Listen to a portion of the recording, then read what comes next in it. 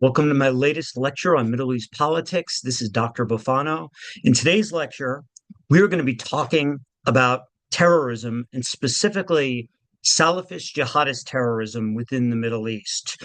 Very controversial topic, right? So, in this lecture, we're going to take our time first defining what exactly terrorism means, what a Salafist Jihadist organization is, and why these movements emerged in the second half of the 20th century. So, of course, this is my 27th lecture in this series. I highly recommend watching some of my previous lectures. Also, if you like this lecture, hit like and subscribe. This will help get more widespread access to this channel across YouTube. All right, so let me just share my screen with all of you so we can get started. All right, so terrorism. This is a highly controversial topic. And of course, within the mass media, amongst the general public, definitions of terrorism vary widely.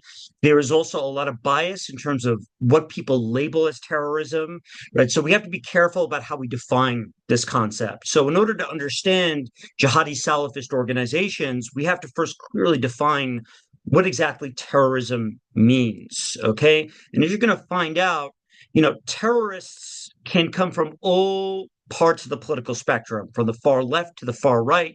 They can be Islamists, they can be Jewish extremists, Christian extremists, or they can be on the far left, they could be communists, right? So there are all sorts of types of terrorism that are committed out there.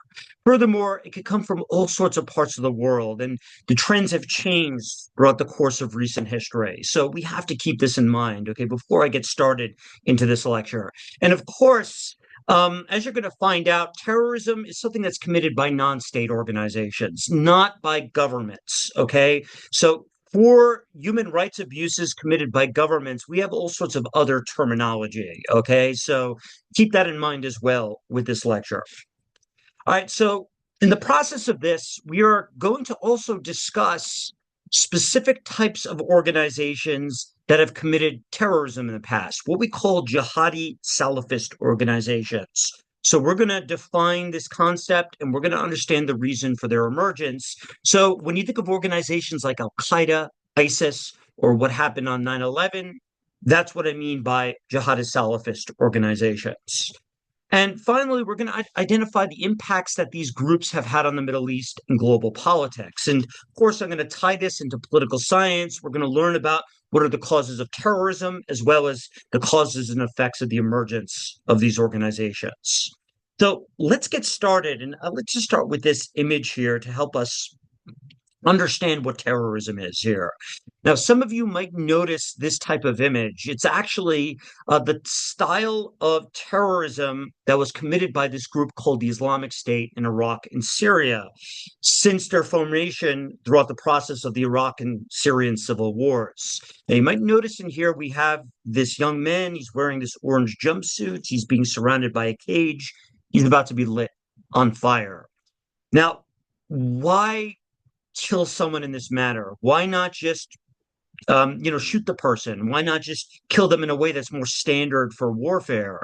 Well, there's a couple of reasons for that. One, ISIS broadcasted these type of executions online for the rest of the world to see, and they wanted to be as dramatic as possible, right? And if you're competing for attention out there with the rest of the world, the more dramatic the act of violence, the more it will capture the media's attention, right? So by burning someone alive in a cage, that does the trick, right? 9/11, that was a dramatic act of terrorism.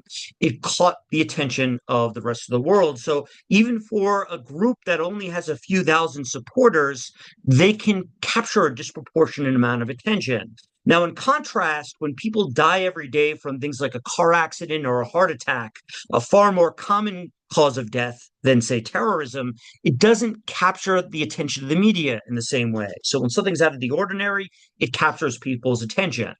Now, on top of that, there's a lot of symbolism with this type of terrorism. For one, this person is wearing an orange jumpsuit and they're in a cage. Well, what this symbolizes actually is American prisons such as Guantanamo Bay, during the War on Terror, the United States captured and interrogated a lot of suspected terrorists. And of course, that was very controversial. There was a lot of, protests within the United States and abroad of George W. Bush's tactics for dealing with terrorism. And so by ISIS, by killing people in this manner, they were basically trying to justify their acts of violence with this claim that the violence was needed to push the West out of the Middle East, right? As well as to destroy all forms of Western influence within that part of the world. Now, on top of that as well, ISIS often chose as their targets their political opponents, secular Muslims, members of the religious minority communities, members of the LGBTQ community, those who were members of what they viewed as heretical Muslim groups like Shia Muslims and Sufi Muslims. So the Islamic State, they consisted of Salafists, the very fundamentalist, puritanical Muslims. So there's a lot of symbolism in this image here, and it's meant to capture the image of the public. Now, there's also one important thing about that image as well, okay, that's important to point out here, okay? The victim was a civilian, not a member of the states. Okay, now why is this such a big deal? Well, when a non-state actor, that is a organization that is not part of the government, attacks civilians, we call it an act of terrorism.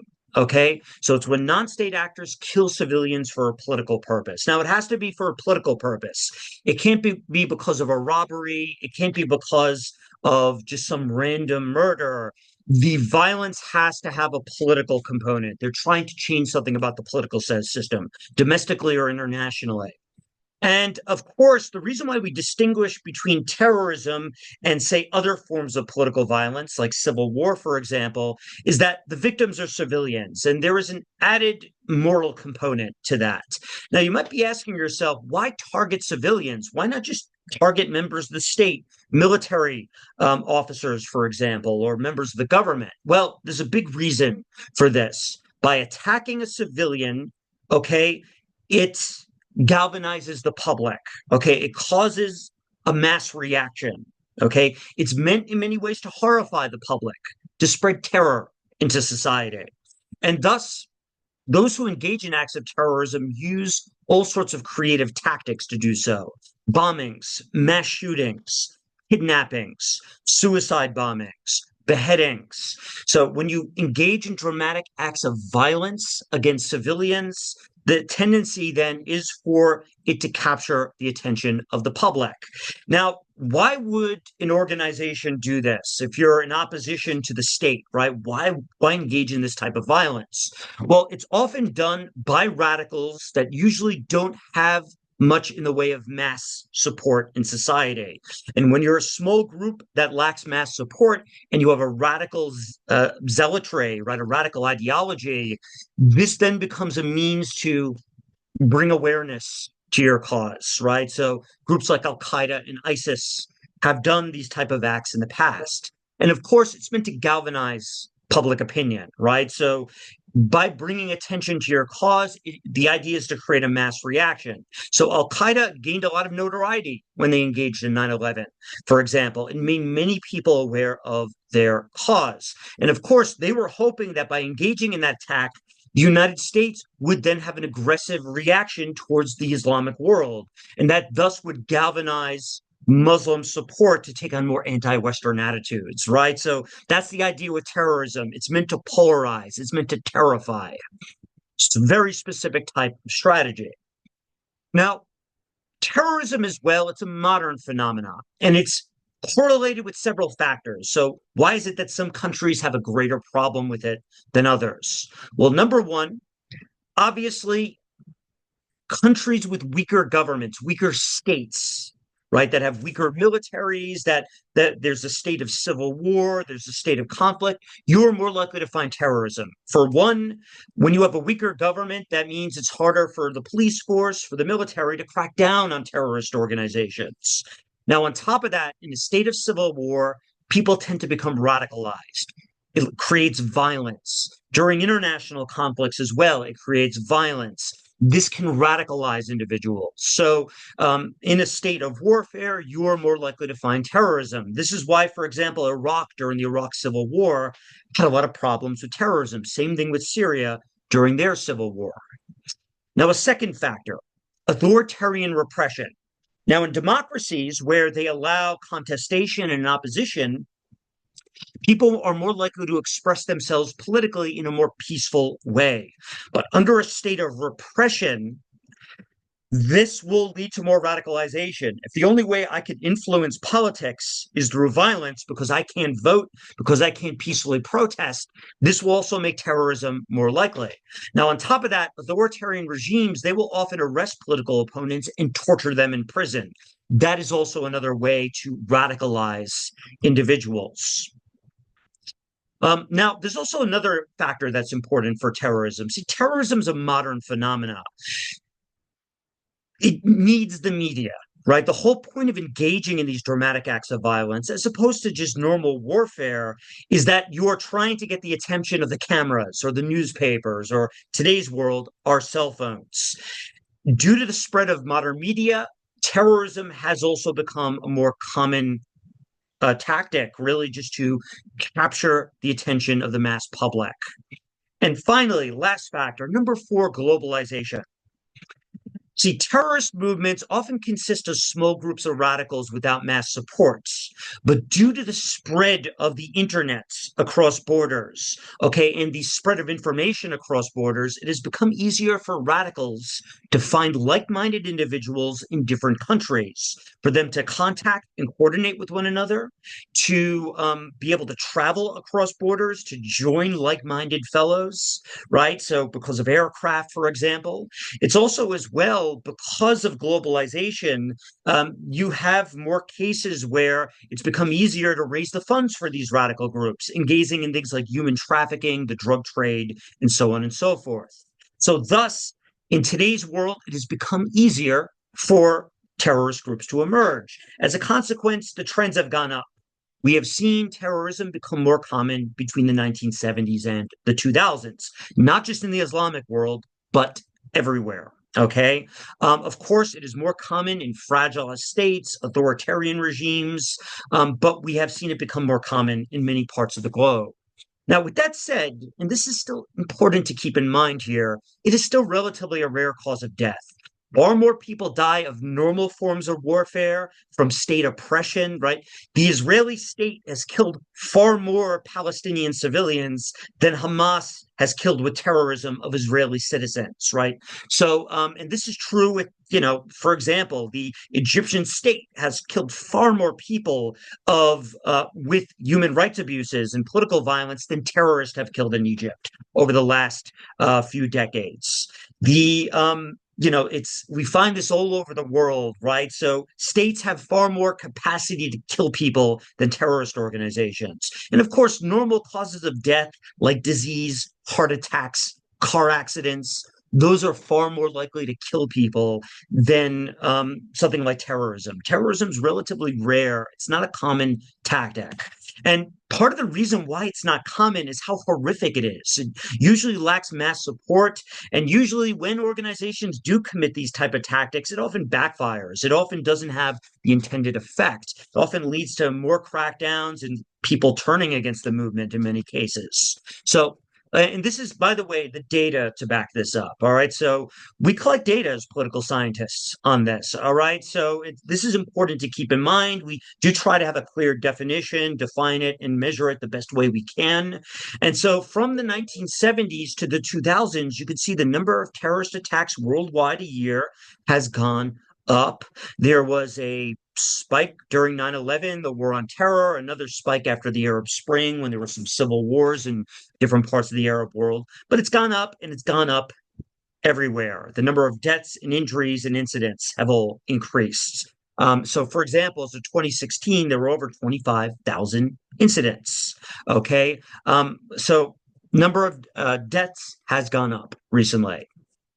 Now, take a look here about where it's been more common. Now, many countries, including the United States, have experienced terrorism, like Timothy McVeigh, the Christian right-wing nationalist, far right nationalist. The Oklahoma City bombing is a good example of this. So many countries throughout the world have experienced terrorist attacks, but notice where they're more common.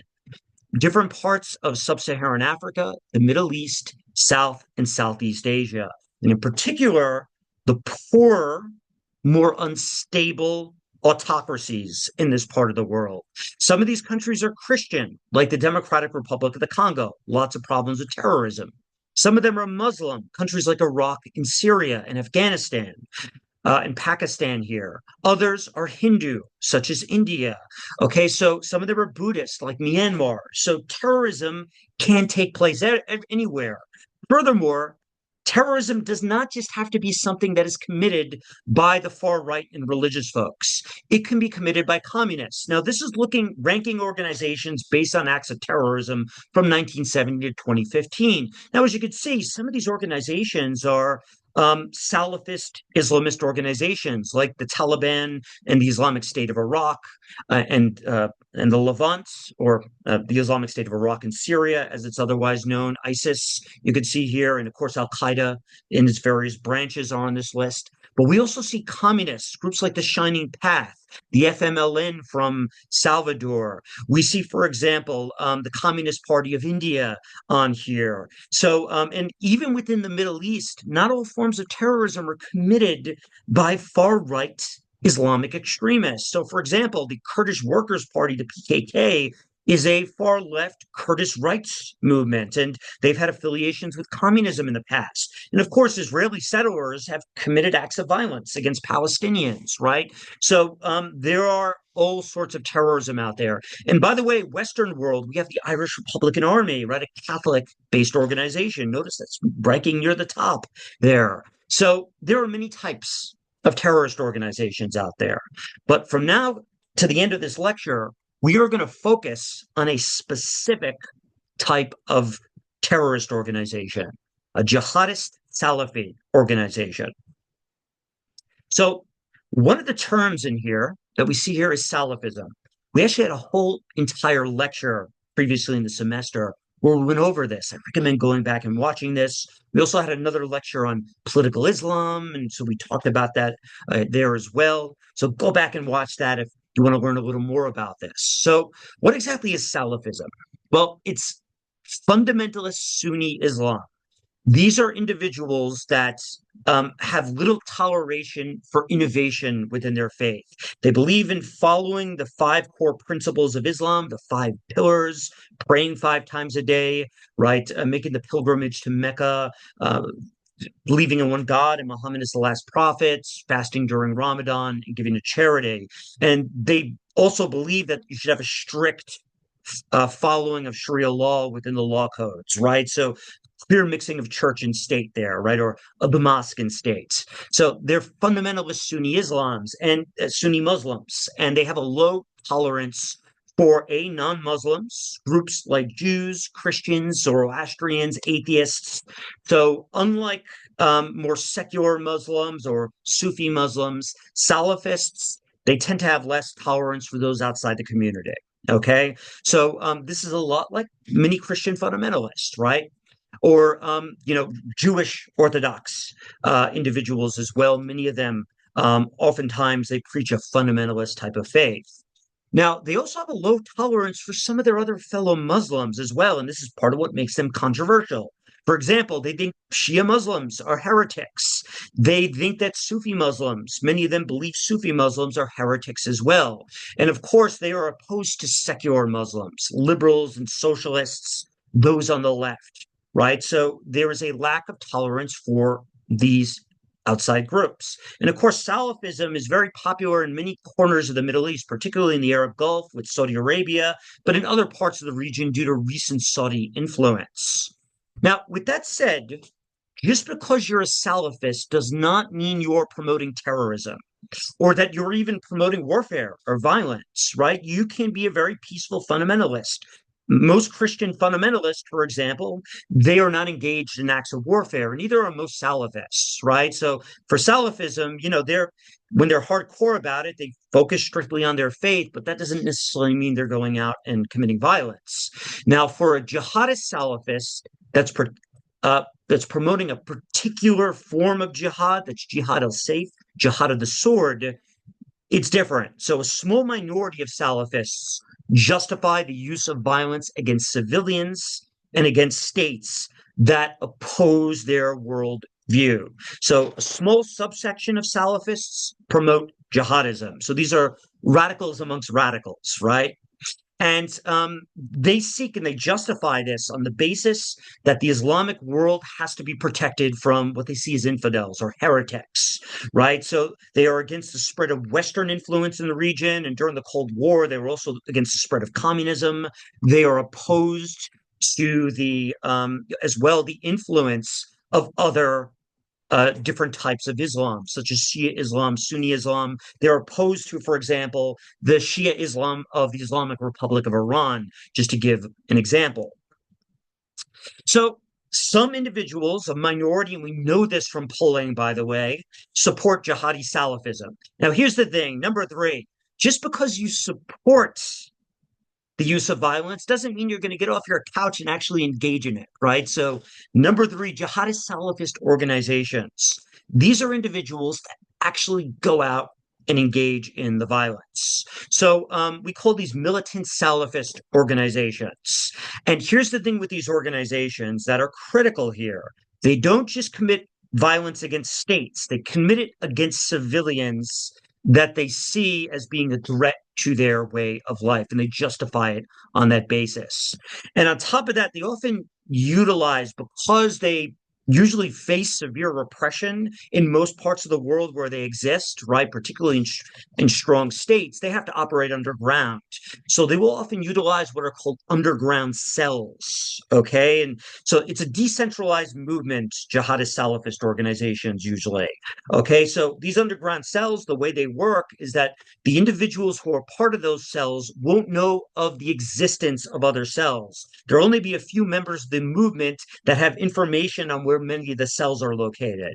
But for most of the individuals in the movement, they are not aware of each of the cells that exist. Now, why is this the case? Well, it's to protect the movement from repression. Let's imagine if the state captures one of these jihadi Salafists, and what they'll do is they'll probably try to torture them or get information out of them. And if the less they know, the better, because they can't give up the other cells that exist in different parts of the country or in other parts of the world. So they operate underground, these movements usually, and they have these secret cells. And what they'll do is once in a blue moon, they will come out of hiding to engage in a terrorist attack.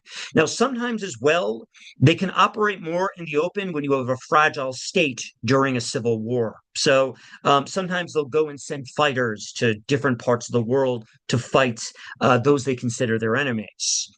Now, last but not least, an important aspect of these organizations in terms of their ideology, they are pan-Islamist, right? They're seeking to spread their ideology all across not only the Islamic world, but beyond, okay? And they reject the borders that were drawn up by the Europeans after World War I, the Sykes-Picot Agreement. Once again, I highly recommend watching that lecture on that topic if you have not done so. So after World War I, the United States cut up the former Arab lands of the Ottoman Empire into new states like Iraq, Syria, Lebanon, Jordan, Palestine. And so they are deeply pan-Islamists against this, right? And so the Islamic State, for example, one of their goals was to destroy the Sykes-Picot borders. Now, just as a great example of a jihadist Salafist organization is, of course, Al-Qaeda. I'm sure just about all of you listening to this lecture have heard of this organization. To the left is Osama bin Laden. He grew up in Saudi Arabia, a very conservative Salafist country. And he eventually became radicalized, and he decided to travel to fight in a civil war in Afghanistan, where eventually he founded this movement. Now, this other individual is Ayman Zawahiri. He was an Egyptian that was initially he was a moderate member of the Muslim Brotherhood, but he was arrested, tortured in prison. He was radicalized, and when he was let out of prison, he eventually also went to Afghanistan. And these two individuals, towards the end of that war in the late 80s, founded this movement. And of course, since then, they have engaged in acts of terrorism against Western targets as well as who they perceive their enemies to be within the region. All right, so the rise of these organizations, why did their numbers rise from the 1970s to the 2000s? Well, part of it has to do with the state repression during the era of the Arab republics of their single party regimes in the 50s and 60s. In a previous lecture, we learned how after World War II, various Arab countries like Egypt, Tunisia, Syria, Iraq, Yemen, they had many of those countries had military coups, and in turn after that, single party states got established based on left-wing socialist values. Now, these single party states did not allow an opposition to the regime at all. They were left-wing. They also had a close alliance with the communist bloc, the Soviet Union, and they detested Islamists, right? Because the single party regimes were secular. And as a consequence, many Islamists were thrown in prison during this era. Their parties were banned, their organizations were banned. And while in prison, many of these individuals were tortured. They lived under grueling, horrible conditions, and they became radicalized. Okay. And let me just give you one great example of this. The very famous jihadi Salafist Sayyid Qutb. Okay, now who is this individual? He was a teacher from Egypt. Okay, as when he grew up in Egypt, he was became a very good religious scholar at a very young age. He learned how to memorize the Quran. Eventually, he became an educator and a writer. He joined the Muslim Brotherhood. So initially, he was a moderate Islamist. He actually spent some time in the United States for a bit as well. And, he was kind of he was a little bit horrified at some of the liberal cultural norms that he encountered when he was in America, the alcohol, the jazz music. Now, he also as well came of age during the era of British colonialism. So developed a hatred of the West as a consequence of this. Now, eventually, after Gamal Abdel Nasser and the Arab Socialist Union, the single party dictatorship came into power, they eventually began to arrest members of the Muslim Brotherhood, okay, including Sayyid Qutb, who was this well-educated teacher, right? He gets arrested by the Nasser regime in 1954, along with many other members of the Brotherhood. So of course, Nasser justified this on the basis that he was trying to change Egypt's political culture. He was trying to promote secularism. And so he was arguing he had to get rid of the Brotherhood. But of course, this single party regime engaged in a lot of human rights abuses. Sayyid Qutb was tortured and radicalized in prison. And as a consequence of this, he began to see violence as the way forward instead of dawah, or what's known as preaching. And while in prison, he wrote this book called Milestones. Okay. And in this book, he promoted jihadi Salafism. He promoted this idea that you couldn't compromise with secularists or communists or liberals. You couldn't compromise with the West or the Soviet Union. You can't compromise with, what he called heretical Muslims, Shia and Sufi. So he promotes this jihadi Salafism here. And of course, this is going to be widely read among many Salafis. It got smuggled out of prison, and eventually, amongst many radical Salafis, they're going to become inspired by this to take up arms. Now, one last thing about this individual, he was eventually executed by Nasser in 1966, and he was turned into a martyr. And of course, when you create a martyr, sometimes their legend grows, right? And so Sayyid Qutb, he is really the face of this ideology. And he was read by Osama bin Laden. He was read by Ayman al-Zawahiri in the coming decades, and by other Salafists as well.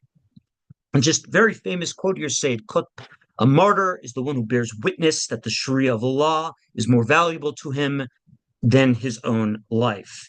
In other words, he was promoting this idea you should give up your life for God. And part of that also meant sometimes you would have to engage in violence. So sometimes, the torture and political oppression could backfire on regimes that are trying to crack down on movements, right? Because it could lead to radicalization. Now, when did these movements start to emerge? So that only explains why this radical ideology began to spread. Why did the movements only begin to start really emerging in the 70s and 80s? Well, a lot of this has to do with changes to those single party dictatorships that took place during the 70s and 80s. They began to shift away from single party dictatorships and socialism towards capitalism, what we know as neoliberalism, as well as what's called electoral authoritarianism. These are dictatorships that allow more opposition to exist and actually allow opposition to run in elections. They just don't let them win. In fact, we have a couple of lectures on this topic from prior in the semester. I highly recommend watching this. Well, anyway, what was the consequence of this? Well, one consequence is that many Islamists were released from prison during this era because these systems began to open up a little, not completely, but they began to open up. Now, on top of this, these regimes were also shifting to capitalism and to the right. And so by releasing Islamists in prison and allowing them to preach, dictators like Anwar Sadat in Egypt, for example, were hoping that these Islamists could serve as a kind of pushback to the far left, to the union activists, the left-wing activists who are not happy with these capitalist reforms. So many Islamists, they start to get released from prison. And believe it or not, as you're going to find out as well, the United States and even Israel at various points in the 70s and 80s actually gave some support to these movements to push back against the far left, to push back against the communists and the socialists. Now, this era as well, because of the decline of the Soviet Union and the growing strength of the United States, was a time when a lot of Western values were really rapidly spreading throughout the globe. Western music, Western art, movies, and thus it really galvanized a lot of Islamists who felt like their culture was also under threat at the same time. So that's part of it, right? So a lot of these radical Islamists as well, they get released from prison. So Ayman Zawahiri is one example of someone who was in a jail cell, right, who got released and then went off to become a member of Al Qaeda. Now, part of this as well, what enabled this movement was globalization. It enabled JSOs to operate across borders. So these radicals with this very distinct ideology, while they were small in number, it became easier for them to contact others like themselves over time, right? So people could get radicalized now online. They could communicate more easily across borders. They could travel across borders to join jihadist Salafist organization, right? And on top of that as well, it becomes easier for Salafists to get access to funding, right? So people who become radicalized, they might not necessarily fight in a movement, but maybe they'll send money to this organization. There were many very conservative Salafists in the Arab Gulf, particularly in Saudi Arabia, that were often secretly giving funding to these organizations. Okay, so that enabled them to get access to funding. Now, there was also some hypocrisy as well. They often took advantage, these groups, of international transnational drug trafficking networks, human trafficking networks, money laundering schemes, smuggling, right, in order to try to raise money for their movement. Not only JSOs were doing it, but all sorts of other militias in different parts of the world were doing this. The Shia Islamist organization Hezbollah, for example, very well known for engaging in this type of activity. Now, number three, another big thing. State fragility. As these states opened up to electoral authoritarianism, more opposition begins to merge, and this led to a lot more protests, instability, and in lots of cases of civil war. Okay, and in fact, Salafi jihadists, they took advantage of globalization to travel to fight in these conflict zones, sometimes from very far away in different parts of the world. So many went to go fight in the Lebanese civil war. We had a whole lecture on this topic earlier in the semester.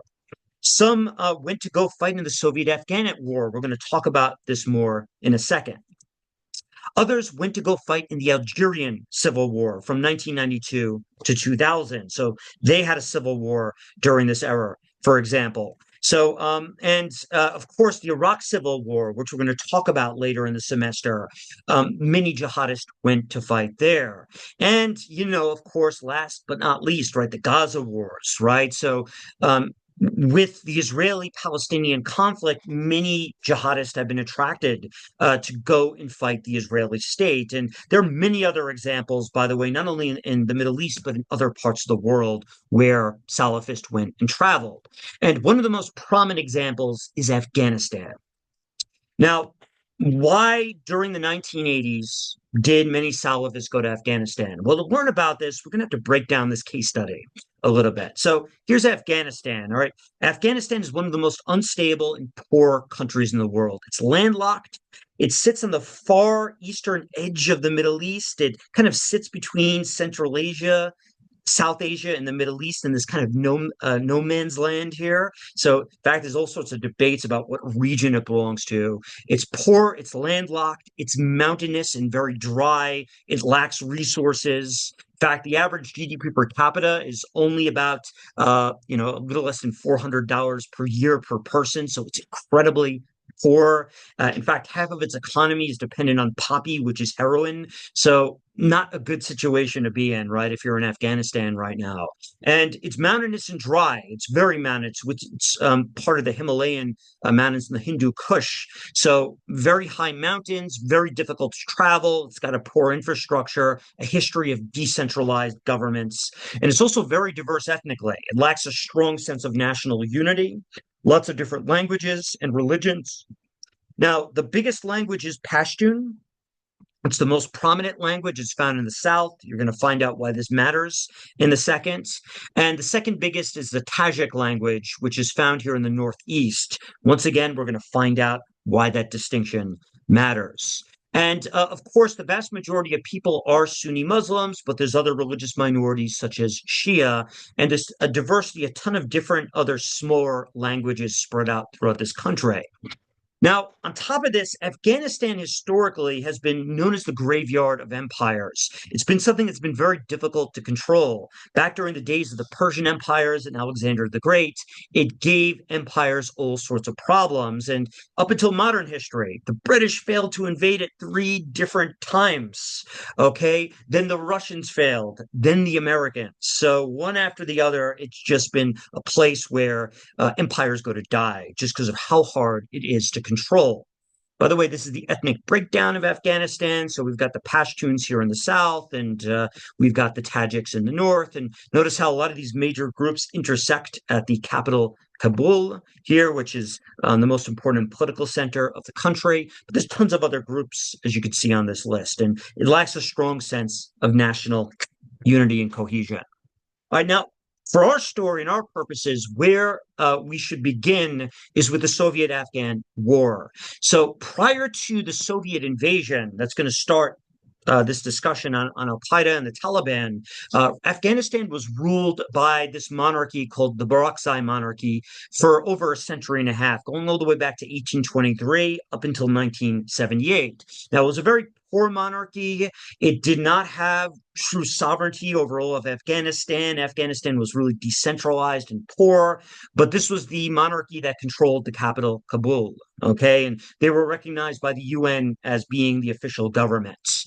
Now, they didn't really start with attempting economic development and modernization until well until the 20th century. And so thus it was a very poor country.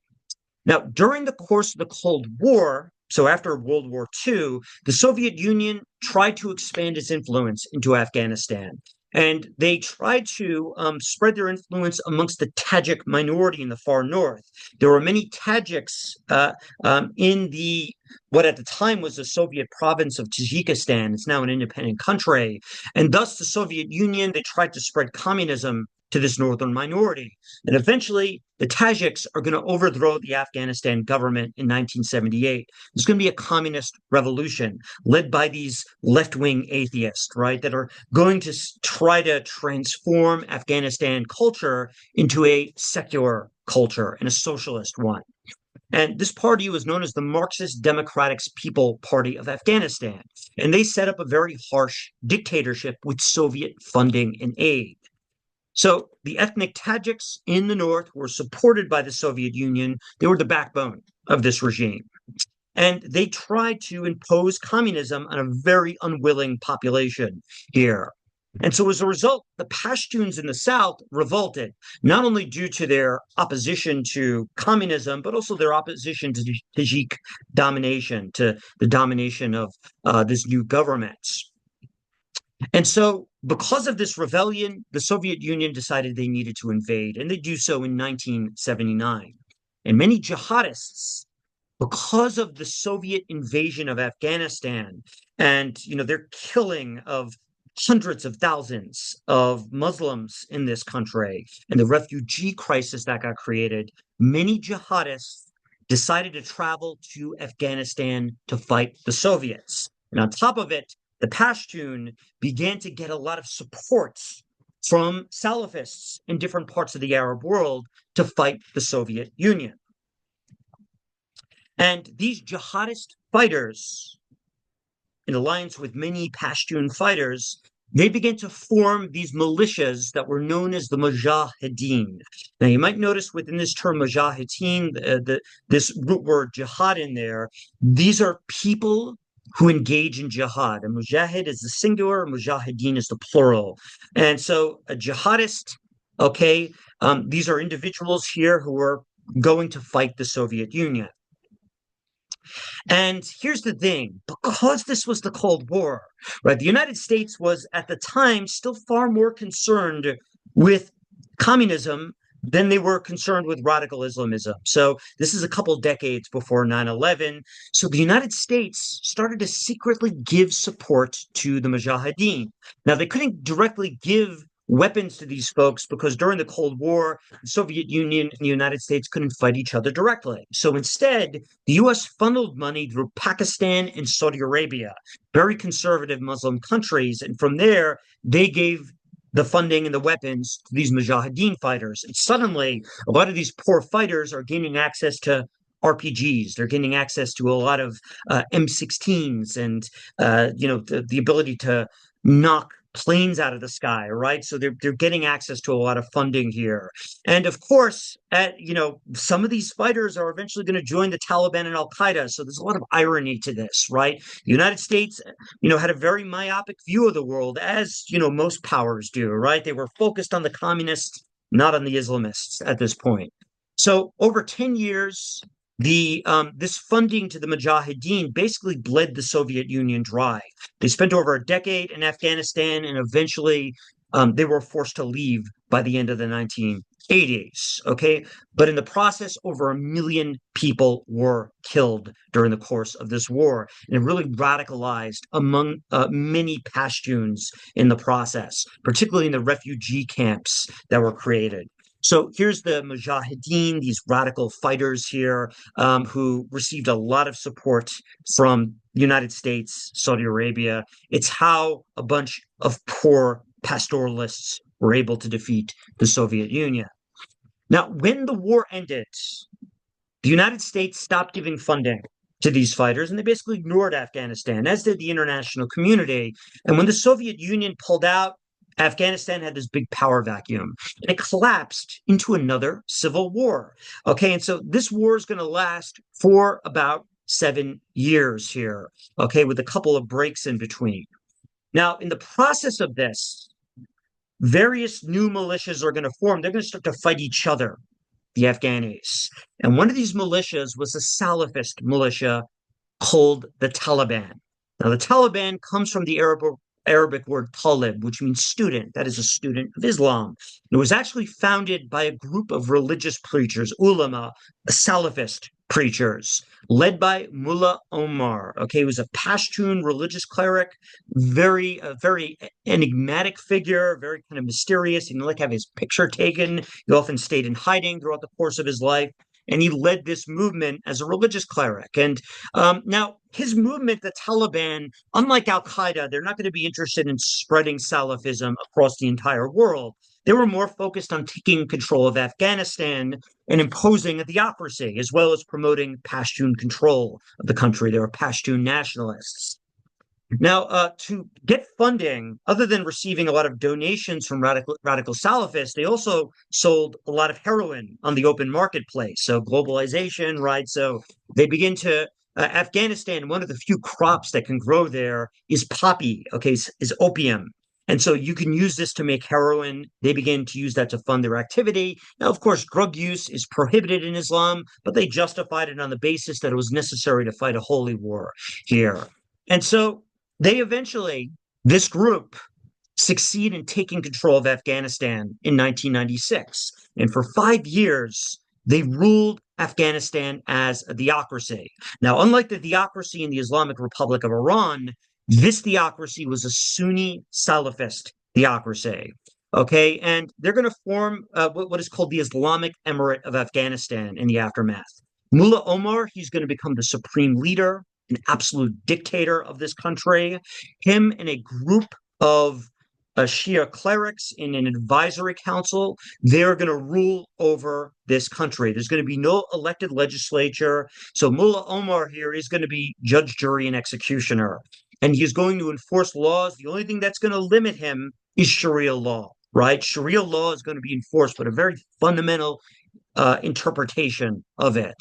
Okay, so his brand of Salafism, okay, was very strict.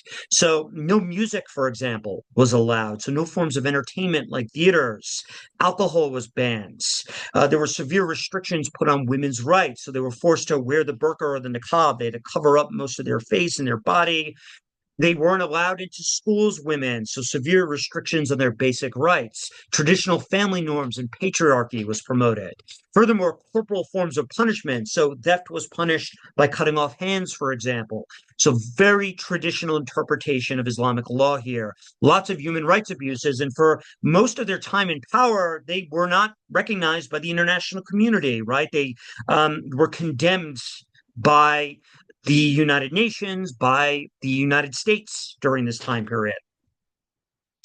And of course, they are also, by the way, the Taliban are never going to have full control of Afghanistan during this period. There's going to be many areas of the country they don't control. There's going to be many militias, pockets of the country not under their control. And thus, there's going to be room for terrorists to operate. Now, on top of that, they gave a lot of space for radical Salafist organizations to make way in there, including Al Qaeda. So Al Qaeda is going to be able to use Afghanistan as a base to operate there. In fact, the word Al Qaeda literally means the base. Here is Mullah Omar, by the way. He actually lost his eye at one point because of the fighting. And so this is a rare picture of his that was taken. So notice he's got the turban on. He was a conservative Muslim cleric. Now, under this environment, this radical environment, this is where Al Qaeda was formed. Okay. In 1988, Al Qaeda was formed amongst a group of radical jihadists led by Osama bin Laden and Ayman Zawahiri. Now, this movement wanted to do more than spread Salafism in Afghanistan and defeat the Soviet Union. They also wanted to spread their brand of Salafism abroad. Now, once the Cold War came to an end, they start to turn their focus towards the United States as a target. And there's various reasons why they began to target the United States. Now, of course, they already had a lot of problems with America for their support of Israel, for their bases in the Arab Gulf. And after the first Gulf War, when Saddam invaded Kuwait in 1990 and the United States kicked him out in 1991, the tension with the United States is going to grow. Now, I talked about this in a prior lecture. Iraq invaded Kuwait in 1990 because his country was badly in debt. He thought because of the Iran-Iraq war, so by taking over Kuwait, he thought he could gain access to oil resources and solve his debt problem. But of course, the United States was an enemy of Saddam Hussein, and they wanted to kick Saddam out. Now, during the course of the occupation of Kuwait, Al Qaeda, led by Osama bin Laden, contacted the Saudi monarchy and said, look, I've got a lot of these fighters. I could send them to Kuwait and I could help kick out Saddam for you. Now, Saudi Arabia basically told Osama bin Laden no. The Saudis thought that Osama bin Laden, A, was too radical, and B, they didn't want to be affiliated with a group that was engaging so openly in terrorism, particularly against Western targets. So Saudi Arabia instead turned to the United States for help, right? And of course, The United States is going to send in international force. They're going to kick Saddam Hussein out of the country. And in the process, the United States is going to increase their troop presence in the Arab Gulf, including in Saudi Arabia, which just happens to have the holy city of Mecca, the very heart of the Islamic faith. And so this really angered Saddam Hussein. In fact, if you read a lot of his rhetoric, one of his arguments for why he attacks Western targets is the Western occupation of the Arab Gulf, the presence of military bases. And I talk a lot about this in a previous lecture. So if you want to know why the United States has a close relationship with Saudi Arabia, I highly recommend watching that. And so what happens is Al Qaeda turns against the United States in the 1990s. It becomes its main object of focus, Osama bin Laden and other members of Al Qaeda, and they start to engage in terrorist attacks, not only on Western targets but also secular Muslims. Okay, any sign of Westernization. So they start to attack, for example, tourist sites, embassies, commercial centers, and military and naval bases throughout the region and beyond. And they start to establish as well these underground terror cells. Now, there were never more than a few thousand members of Al Qaeda, but they established these small little cells and they start to gain attention because of these radical acts of violence that they engaged in. For example, in 1998, they attacked the American embassies in Kenya and Tanzania.